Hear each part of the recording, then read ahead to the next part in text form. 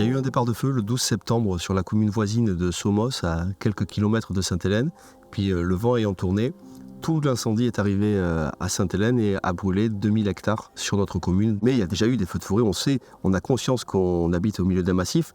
Par contre, je pense que chez les Saint-Hélénois qui sont arrivés récemment, qui n'ont pas vécu d'incendie d'ampleur sur les 10-15 dernières années, ils ont pris conscience qu'ils habitaient dans un lieu privilégié mais fragile.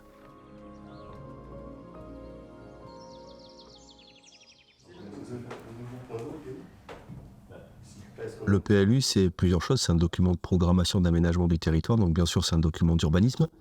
Mais dedans, on doit prendre en compte tous les risques et les aléas qui peuvent arriver sur notre commune. C'est un document qui va vivre pendant 10 ou 15 ans. Nous, on a la chance ou la contrainte, c'est un petit peu les deux, à Sainte-Hélène, d'être dans l'obligation de l'élaborer, puisqu'on n'en a pas.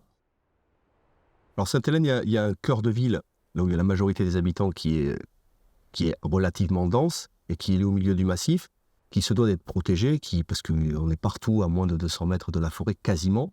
Mais c'est aussi une commune, et on le comprend aisément quand elle est très grande, où il y a beaucoup de hameaux, et donc il y a beaucoup de mitage urbain.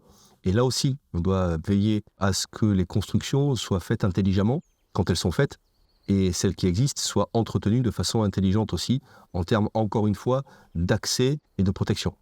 L'extension urbaine à Sainte-Hélène se fera en lisière de forêt, c'est une obligation. Donc, permettre dans le PLU une capacité de voirie qui permettra aux secours pompiers ou DFCI ou n'importe lesquels de passer, d'accéder au massif, permettre aux engins également forestiers de venir remplir les obligations légales de débroussaillement, et puis aussi dans ce document d'urbanisme favoriser la place de la mobilité douce et réduire la place de la voiture qui peut être génératrice de risques de feux de forêt.